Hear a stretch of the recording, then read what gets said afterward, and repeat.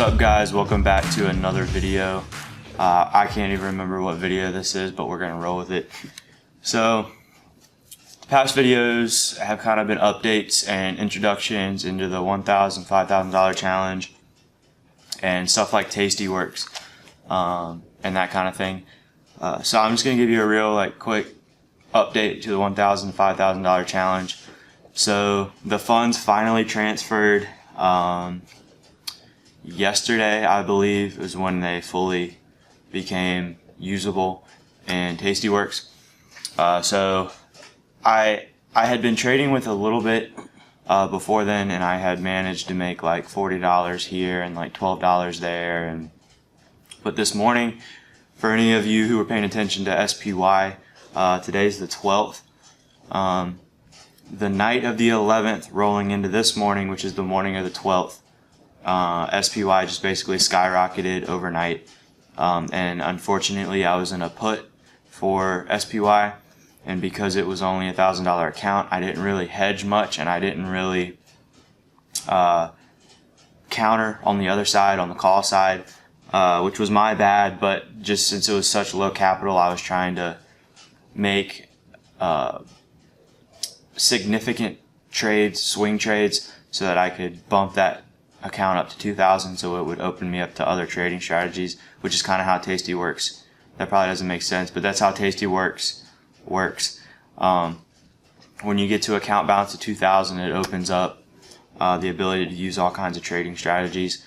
But since we're only starting with $1,000, because that's the challenge, my goal is to get to $100 or $2,000 as quickly as possible, so I can start using those trading strategies.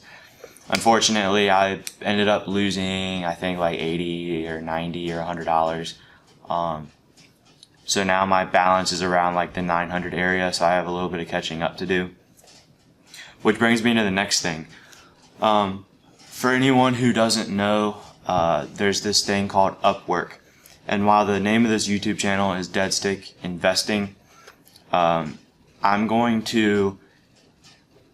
This channel is going to include all kinds of passive / active income that you can do on the side. It doesn't have to just include trading or real estate or whatever, investing. And it may be a thought to change the name, because, you know, if we're going to include active and passive income, then maybe I should choose a different name. And the reason I bring up Upwork is I may have to cheat a little on the $1,000 to $5,000 challenge to get to the $5,000. And basically what Upwork is, to cut to the point, is Upwork is a freelancing website.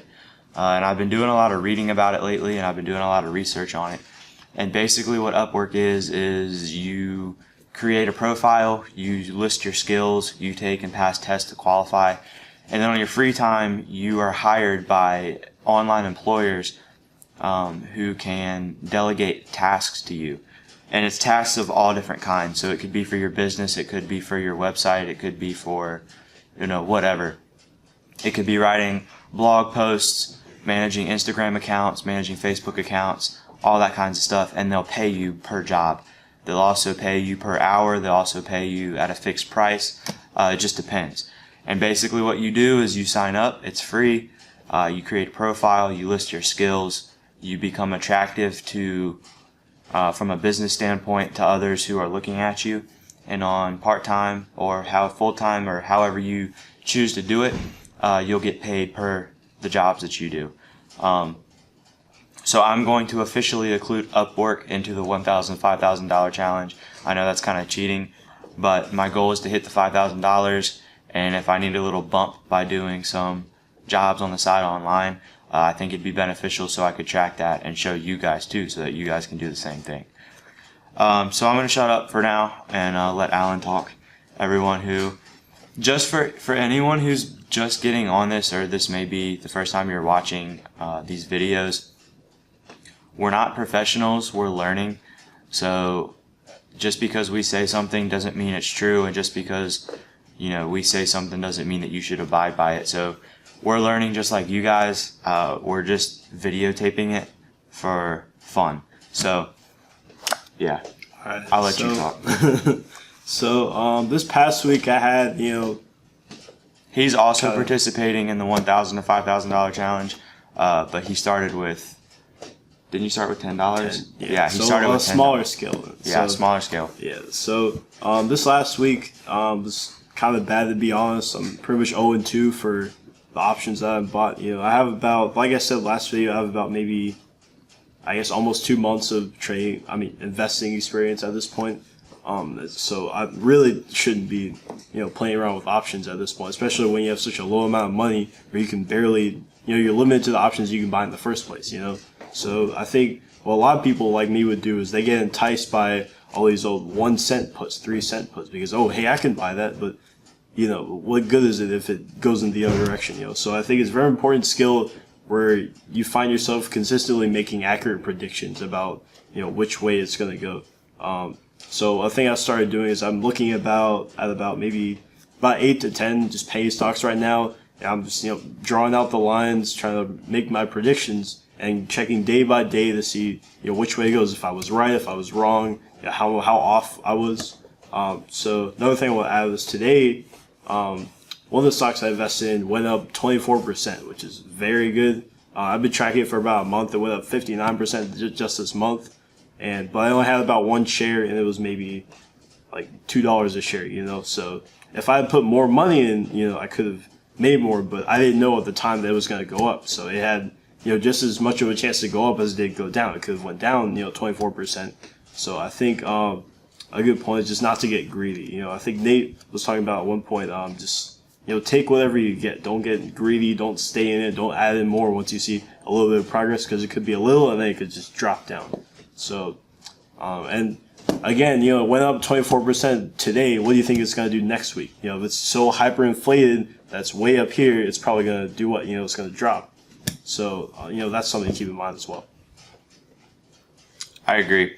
And if you aren't starting off with paper trading, which is basically just simulated trading with fake money, at least start off with stocks for at least a little bit, so that you can master. Well, I'm not going to say master because, I've been doing it for almost a year now and I still haven't mastered what I would like to master. But once you gain experience and you gain the ability to say, okay, I can read RSI and MACD and all these things, then you can say, okay, now I feel a little bit more comfortable in switching to options. So I'm not totally in the dark if this does this and this does this. And, I won't be totally caught off guard. And you can at least judge the general direction of things when it comes to that. So definitely, if you're literally, this is the first time you've heard of stock trading, this is literally the first time you've heard of options trading, don't immediately go, okay, now I'm going to dump $1,000 into options.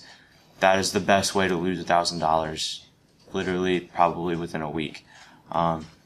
Stocks move a lot slower, so there's a smaller chance that you lose what you invested in stocks, as far as it being very quickly. So it's definitely something to keep in mind when you're thinking about where to start, either stocks or paper trading, and start with a small amount of money so that you can realistically see, what your potential profits could be and what your potential losses could be. So, do you have anything else to add for tonight? No, I think it's good. All right, so I didn't release one yesterday, which is going to change. I'm sorry. Since I said I was going to do one every day, I kind of figured that'd be unrealistic. I just wanted to see how it would go. So I'm actually now going to do one Monday, Wednesday, and Friday, or at least try to stick to that. In general, 3 a week is going to be my goal. So with that being said, thank you guys for watching. If you have any suggestions for videos, hook it up in the comment section, and we'll be happy to talk about it and learn about it and research about it for you. So thank you guys for watching. See you in the next one.